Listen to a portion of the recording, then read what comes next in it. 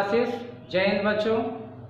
पिछले एपिसोड में that means episode number 41 में आप लोगों ने देखा था कूलम्ब्स लॉ से रिलेटेड एनसीईआरटी से जुड़े कुछ सवाल। मतलब ये कि आपने एपिसोड नंबर 40 में देखा इंट्रोडक्शन पे आधारित एनसीईआरटी का सवाल, एपिसोड नंबर 41 में देखा कूलम्ब्स लॉ पर आधारित एनसीईआरटी का सवाल, और अब हम देखने वाले हैं episode number 42 electric field and field intensity से जुड़े हुए सवाल। तो आज आपका 1.8 का सवाल है। 1.8 का मतलब तो आप समझ ही रहे हैं, पहले चैप्टर का 8वां सवाल। ये आपको क्या कहना चाह रहा है, बहुत कुछ ये सिखाएगा आपको। आप इसको गौर से पहले क्वेश्चन को समझिए और याद रहे जो आप पढ़ रहे हैं उसको एकदम आत्मसात करते जाइए, नहीं तो फिर आगे आपको समय मिलेगा नहीं मिलेगा ये गारंटी नहीं है, क्योंकि बहुत ज़्यादा समय हमारे पास नहीं बचेगा, आपके पास नहीं बचेगा कि हम तोप छोड़ देंगे। हालांकि सरकार अभी उधेड़बुन में है, हम लोग उधेड़बुन में हैं, क्योंकि 2021 के लिए आपका डमी एडमिट कार्ड भी आ चुका है। हालांकि उस पर डेट अंकित नहीं है। सरकार इस उधेड़बुन में है कि हम क्या करें क्या ना करें। हालांकि हम उस पर एक लेक्चर वीडियो डालेंगे कि सरकार क्या करना चाह रही है, क्या करना चाहिए। हम नेक्स्ट वीडियो में आपको समझाएंगे और किस तरह से हम लोग अपने सिलेबस को बेहतर तरीके से कर सकते हैं। घबराने की बात नहीं है। जो समय हम रूम पर बिता रहे हैं लॉकडाउन की वजह से, आप उसको एंजॉय करें, पढ़ाई में लगाएं और वो आपके लिए ज़्यादा महत्वपूर्ण होगा। तो हम चाहते हैं कि आप ज़्यादा आकर्षित हो जाएं इसकी ओर, क्योंकि उसके बाद जब हम आएंगे ऑफलाइन तो फिर आपके पास भी समय नहीं बचेगा, क्योंकि सारे टीचर्स अफरा तफरी में होंगे, सारे स्टूडेंट्स का दिमाग अफरा तफरी में होगा। तो हर तरह के सवालों का जवाब और उसका इलाज हम ढूंढने की कोशिश करेंगे अगले वीडियो। खैर, आज हम बात करने वाले हैं एनसीईआरटी के क्वेश्चन 42 एपिसोड है। आप इस सवाल को देखिए, क्या कह रहा है सो देखिए।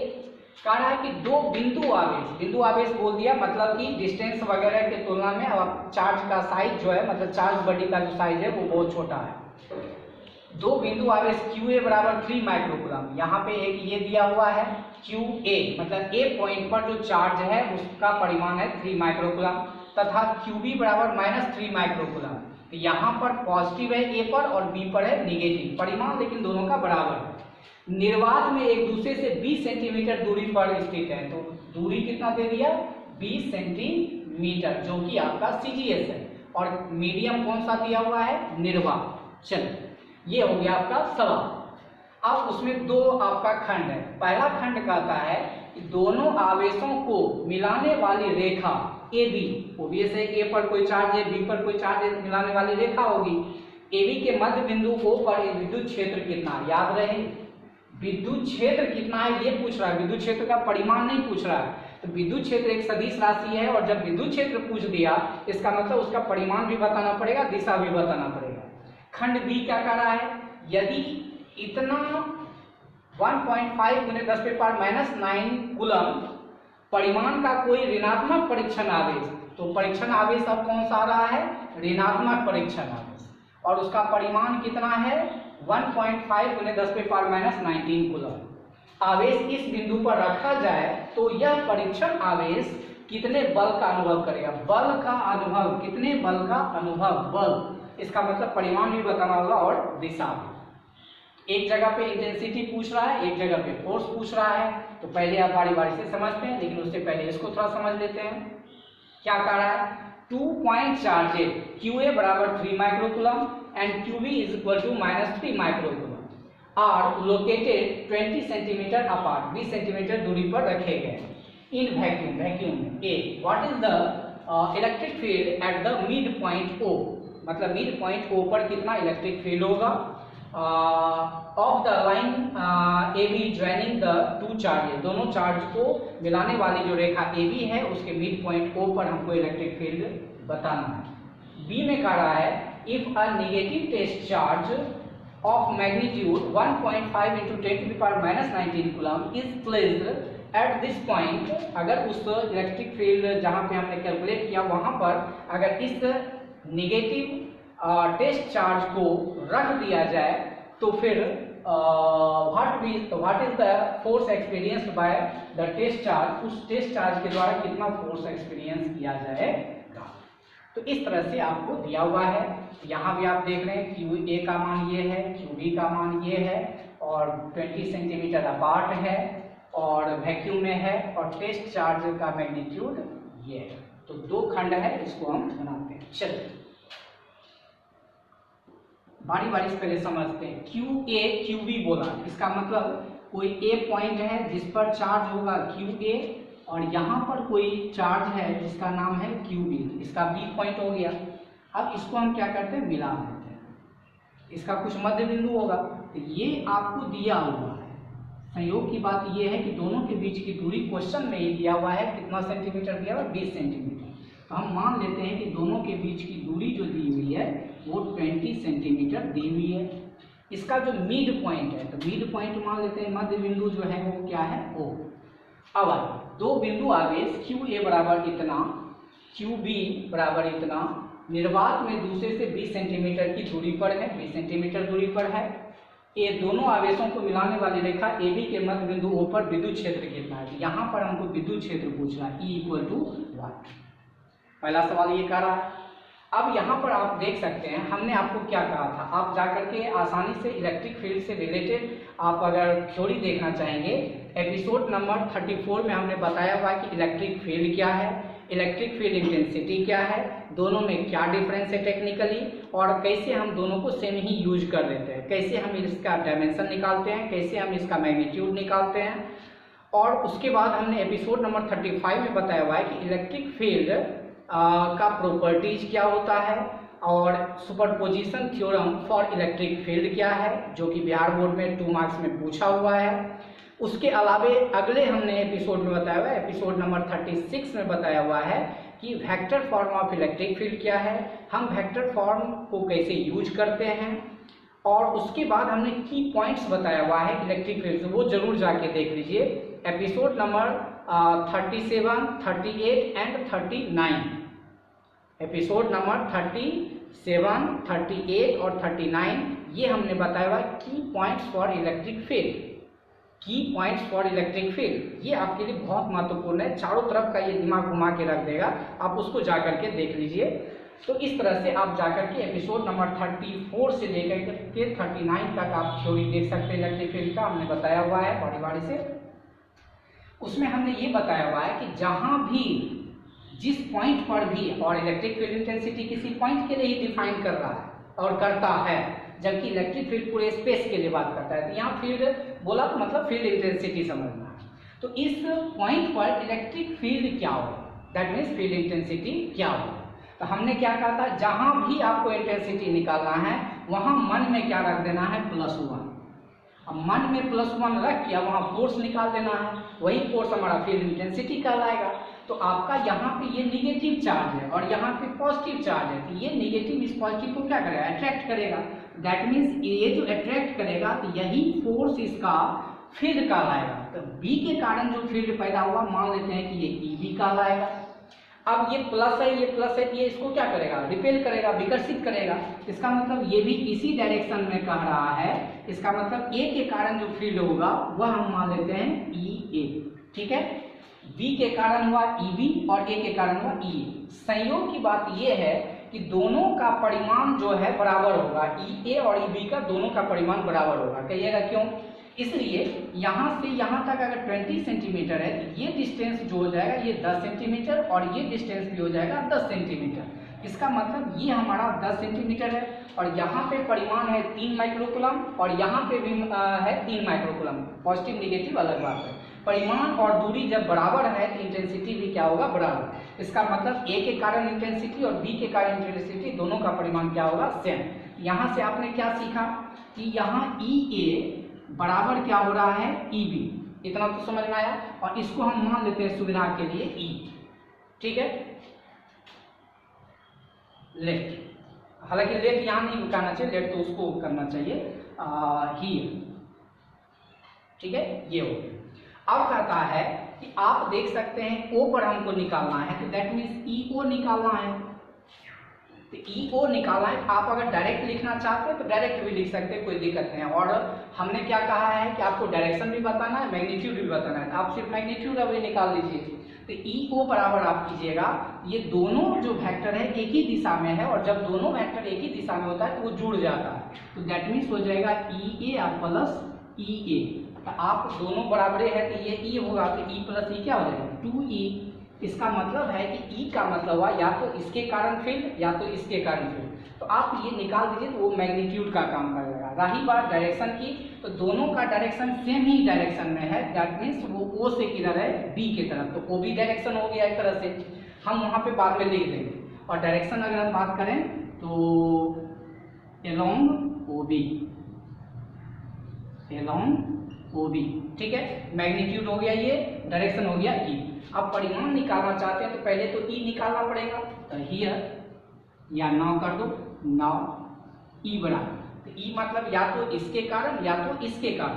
तो हमारा फॉर्मूला क्या होता है, पॉइंट चार्ज के कारण, किसी एक पॉइंट चार्ज क्यू के कारण अगर हम फील्ड निकालते हैं तो हमारा फॉर्मूला होता है 1/4 pi epsilon not into Q बटा आर स्क्वायर। और हम जानते हैं कि ये बंदा जो है साथ साथ गीत गाता है, इसका मान हो जाएगा 9 × 10⁹ क्यू। क्यू मतलब या तो इसका चार्ज तो इसका चार्ज, दोनों तो परिमाण बराबर है, तो कितना है 3 माइक्रोकूलम। इसको एसआई में कन्वर्ट करते हैं, 3 गुने माइक्रो का मतलब होता है 10⁻⁶ बटा दूरी का स्क्वायर। दूरी मतलब यहाँ से यहाँ तक का, इसको मत बैठा देना क्योंकि हमने इसको तोड़ दिया है, तो ये 10 सेंटीमीटर है तो उसको मीटर में बदलेंगे तो 10 बटा क्या हो जाएगा 100, उस पर क्या हो जाएगा होल स्क्वायर। 10 सेंटीमीटर था उसको मीटर में बदल दिए तो 100 से भाग, तो 10/100 का क्या हो गया होल स्क्वायर। ये और ये एक दूसरे को देख रहा है। अब जितना जल्दी सोल्व करना चाहते हैं सोल्व कर लीजिए। 9 या 27, ठीक है, गुना। अब ये 10 का स्क्वायर मेन बटा का दूसर का मान है, वो ऑटोमेटिक ऊपर जाएगा, 10 का पावर 2 लेके जाएगा। ये 9 और वो 2, तो 9 2 11, और ये माइनस में 6 है तो घट जाएगा, तो हो जाएगा 10⁵ आप इसको अच्छे से लिखिएगा, या E = इसको अगर आप लिखिएगा तो यहाँ पर अगर आप दशमलव लाना चाहते हैं, मतलब ये 27 था 2.7, तो मान घटाना चाहते हैं तो यहाँ घटाइएगा तो यहाँ बढ़ाइएगा। इसको आप लिख सकते हैं 2.7 × 10⁶, और विद्युत क्षेत्र का ऐसा ही मात्रा होता है वोल्ट पर न्यूटन, वोल्ट पर मीटर या न्यूटन पर कूलम। तो E का मान आप निकाल लिए। अब देखिए EO आपको पूछ रहा है, E नहीं पूछ रहा है, तो इसका मतलब है, इसलिए EO बराबर कितना हो गया 2E, 2 गुने 2.7 गुने 10⁶, हो जाएगा ये 27 × 14 5.4 इंटू 27 × 14 एक अंक के बाद दशमलव गुने 10⁶ वोल्ट पर मीटर। ये एक बहुत बड़ा चीज दे रहा है, बहुत बड़ा राज भी दे रहा है। क्या दे रहा है ये ए के लिए है, खंड ए के लिए है। क्या कह रहा है कि आप देख सकते हैं कि जब माइक्रोकूलम रेंज में हम दे रहे हैं और दूरी को बहुत कम कर रहे हैं, 20 सेंटीमीटर दूरी पे कर रहे हैं, तो इसका मतलब यह है कि फील्ड का मान इतना ज़्यादा होता है कि 10⁶ वोल्ट पर मीटर है, और ये बहुत खतरनाक है, लाखों वोल्ट का विभव उत्पन्न कर रहा है। इसका मतलब यह है कि माइक्रोकूलम रेंज का चार्ज भी हम लोगों के लिए काफ़ी क्या है खतरनाक है, अगर नज़दीक में हो तो। दूर में है, काफ़ी दूर में है, तब तो खैर दिक्कत नहीं है। तो चलिए, इस तरह से हमने क्या देखा कि एक चार्ज QA था, एक चार्ज QB था, दोनों के बीच की दूरी 20 सेंटीमीटर थी, मिड पॉइंट O था, और वहाँ पे हमको फील्ड का मान ज्ञात करने के लिए कहा रहा था। तो हमने क्या देखा कि जितना इसके कारण फील्ड हो रहा है उतना ही इसके कारण हो रहा है, और हमने ये कहा था कि जहाँ पे फील्ड निकालना है वहाँ पे मन में क्या रखना है +1, और फिर वहाँ डायरेक्शन वगैरह देख लेना, वही फोर्स का फील्ड का काम करेगा। ये माइनस था, यहाँ भी दिया हुआ है, तो माइनस था तो ये प्लस को क्या करेगा अट्रैक्ट करेगा, ये EB का आ गया। ये QA पॉजिटिव है, ये भी पॉजिटिव है, ये इसको क्या करेगा रिपेल करेगा, इसका नाम हम दे दिए E। दोनों संयोग से एक के दिशा में कर रहा है, और दोनों का परिमाण भी सेम, क्योंकि चार्ज का मैग्नीट्यूड भी सेम और दूरी भी सेम, क्योंकि यहाँ से यहाँ भी 10 सेंटीमीटर, यहाँ से यहाँ भी 10 सेंटीमीटर। तो इस तरह से EA बराबर क्या हो गया EB बराबर मान लिया क्या E। अब E का मतलब किसी एक के कारण यहाँ पे मैग्नीट्यूड।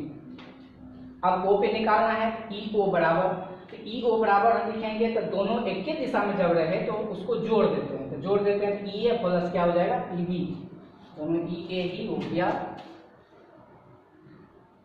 ई बी कर देते हैं, ई ए प्लस ई बी, और संयोग से ई ए का मान जितना है उतने ई बी का, और वो ई है, ई प्लस ई क्या हो जाएगा 2e, और डायरेक्शन ये तो मैग्नीट्यूड हो जाएगा। डायरेक्शन अगर बात करते हैं तो डायरेक्शन के लिए इसका डायरेक्शन ओ से किधर है बी की तरफ, एलोंग ओ बी कर दिए, यानी ओ बी के अनुदिश इसको हिंदी में बोलेंगे।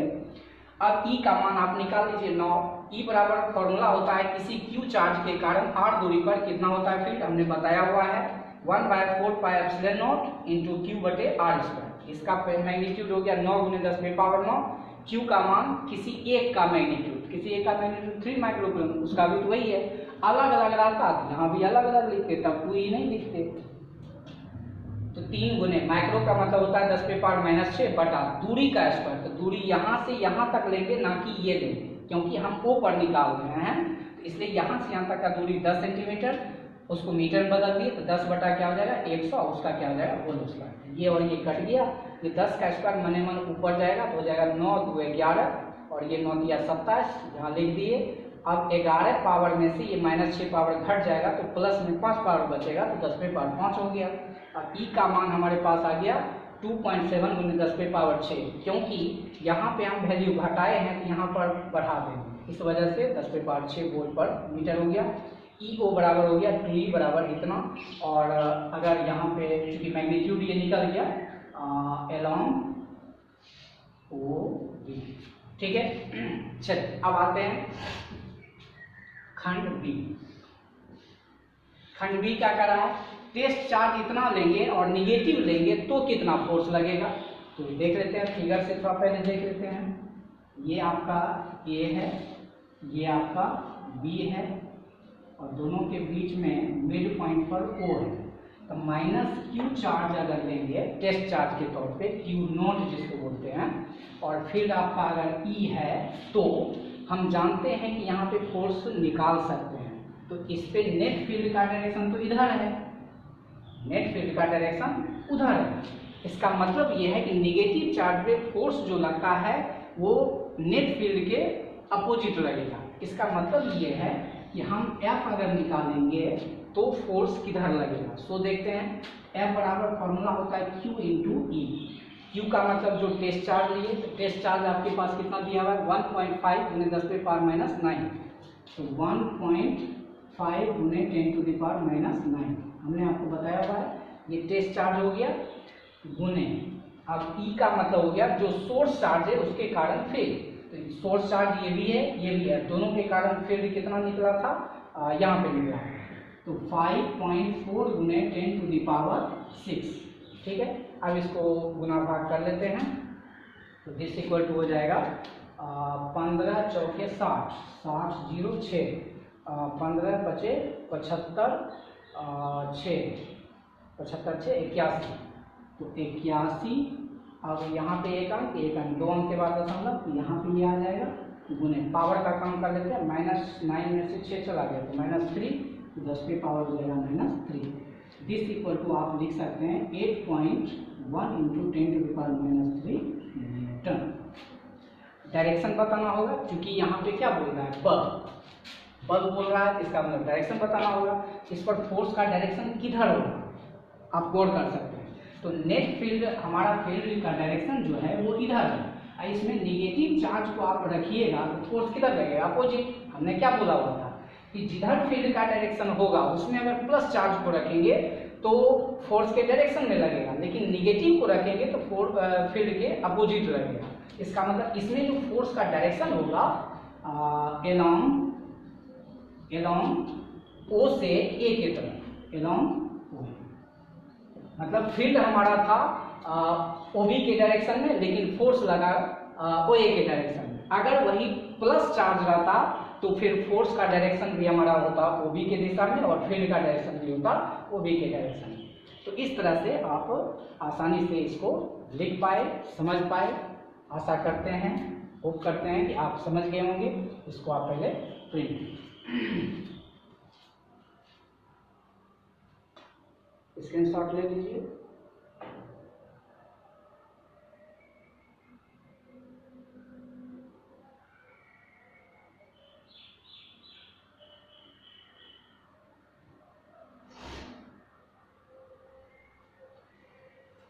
उम्मीद करते हैं कि आप स्क्रीनशॉट ले चुके होंगे। अब इसमें बहुत चीज़ आपको सीखने को मिला, जो हमने बताया था थ्योरी में वही चीज़ यहाँ अप्लाई होगा। सिर्फ कैलकुलेशन कोई खास था नहीं, कैलकुलेशन तो एक हो सकता है, लेकिन ये आसान करके आपको पहले माइंड को क्लियर किया।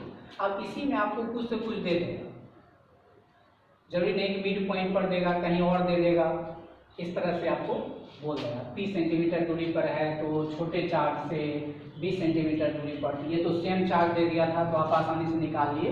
अलग अलग भी दे सकता था, अलग अलग भी देता तो घबराने की बात नहीं है। जो प्रोसेस है, जो हमने बताया हुआ है, उस प्रोसेस से आप चलेंगे, कोई दिक्कत होने वाला नहीं है।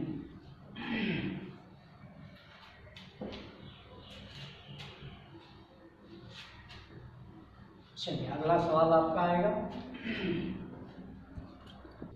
1.14, मतलब पहले चैप्टर का 14वां सवाल है। इसमें चित्र 1.33 का नाम दिया है, मतलब ये जो चित्र जिस फिगर में दिया हुआ है उसका नाम है 1.33, ठीक है। अब हम बात करते हैं यहाँ पे, यानी कि 1.33 का मतलब पहले चैप्टर में 33वां फिगर दिया गया है। बड़ा सोच के ये सब देता है एनसीईआरटी। चलिए देखते हैं, फिगर आपका दिया हुआ है, वहाँ पे आप देख सकते हैं क्या बोल रहा है कि 1.33 में किसी एक समान स्थिर वैद्युत क्षेत्र में, एक समान स्थिर वैद्युत क्षेत्र है, 3 आवेशित कणों के पथ चिन्ह यानी ट्रैक्स दर्शाए गए हैं। तीनों आवेशों के चिन्ह लिखिए, इनमें किस कण का आवेश सहवर्ती अनुपात दैट मीन्स Q/M अधिकतम है। 2 सवाल आपका जुड़ा हुआ है। अब नीचे देखिए 1.14 क्या कर रहा है, फिगर 1.33 जो वहां पे है, shows tracks of 3 charge particles, 3 charge particle के ट्रैक को दर्शा रहा है in a uniform electrostatic field. एक यूनिफॉर्म इलेक्ट्रोस्टैटिक फील्ड में चार्ज पार्टिकल के ट्रैक को दिखाया गया है। Give the signs of the 3 charges, तीनों चार्ज के साइंस को बताइए, चिन्ह को बताइए। Which particle has the highest charge to mass ratio, मतलब चार्ज टू मास रेशियो मतलब Q/M किसका हाईएस्ट है, ये पूछ रहा है। 2 सवाल आपका जुड़ा हुआ है यहाँ पे। सॉल्यूशन के तौर पे अगर हम बात करें, आपको हम बता चुके हैं कि कैपेसिटर के बारे में थोड़ा सा जिक्र हमने एपिसोड नंबर 38 और 39 में किया हुआ है, आप वहां जाकर के देख सकते हैं। हमने बताया हुआ है कि किसी कैपेसिटर में जो 2 प्लेट्स होते हैं उसमें इलेक्ट्रिक फील्ड का डायरेक्शन जो होता है वो पॉजिटिव प्लेट से निगेटिव प्लेट की ओर, मतलब यहाँ पर फील्ड आपका पॉजिटिव से किधर है, निगेटिव, ठीक है। अब उसमें जब कोई चार्ज को आप 90 डिग्री के एंगल पर प्रोजेक्ट करते हैं तो उसमें वो पैराबोलिक पाथ पर चार्ज पार्टिकल गति करता है। अगर चार्ज है तो या तो पॉजिटिव की तरफ जाएगा या तो निगेटिव की तरफ जाएगा, और यदि कोई चार्ज नहीं है तो वो सीधे निकल जाएगा। हमने बताया हुआ डिटेल से। अब हम बात करते हैं कि ये 2 पार्टिकल आपका ऊपर चला गया, ये एक पार्टिकल नीचे चला गया, ये पार्टिकल निगेटिव की तरफ अट्रैक्ट हुआ और ये दोनों आपका पॉजिटिव की तरफ अट्रैक्ट हुआ। तो सीधा मुकाबला विधि ये है कि पॉजिटिव की तरफ जो गया वो निगेटिव और जो निगेटिव की तरफ गया वो पॉजिटिव। इसका मतलब ये दोनों पार्टिकल आपका निगेटिव है और ये पार्टिकल आपका पॉजिटिव है। तो आप यहाँ पर लिख सकते हैं 1 and 2 are negative and 3 is positive, ठीक है। एक आंसर आपका हो गया। अब आपका जो कह रहा है ये स्टेप 1 कहा जाए इसको, स्टेप 1 आप दे दिए। स्टेप 2 का हम बात कर रहे हैं। स्टेप 2 में क्या करते हैं, आपसे पूछा जा रहा है Q/M अधिकतम किसके लिए। तो याद कीजिए हमने आपको बताया हुआ है 38 और 39 में बताया हुआ है। आप सीधा यहाँ से ध्यान में रखना है कि जो सबसे ज्यादा डेविएट हुआ होगा, जो सबसे ज्यादा डेविएट हुआ होगा, चाहे वो कोई भी चार्ज है, पॉजिटिव है चाहे निगेटिव है, जो सबसे ज्यादा डेविएट हुआ होगा उसके लिए Q/M सबसे अधिक होगा, और जो सबसे कम डेविएट हुआ होगा वो बेचारा सबसे कम। तो इसका पथ हालांकि हम बनाए हुए हैं, थोड़ा सा ज्यादा टेपर हो गया। जब आप बुक्स को देखेंगे तो मतलब ऐसे जाता है, ऐसे जाता है, हल्का तिरछा होता है। इसका मतलब हल्का तिरछा मतलब कम डेविएशन, और ये दोनों ज्यादा डेविएशन। इसका मतलब ज्यादा डेविएशन 1 के लिए है, उसके बाद 2 के लिए, उसके बाद 3 के लिए। तो इसका मतलब है Q/M सबसे ज्यादा 1 के लिए है और Q/M सबसे कम 3 के लिए। तो यहाँ से आप लिख सकते हैं Q/M for first is highest, ठीक है, और Q upon M for 3 is lowest. हालांकि ये पूछ नहीं रहा है, आपसे पूछा जा रहा है, ये 2 पॉइंट्स आपसे पूछ रहा था, कुछ भी पॉसिबल था।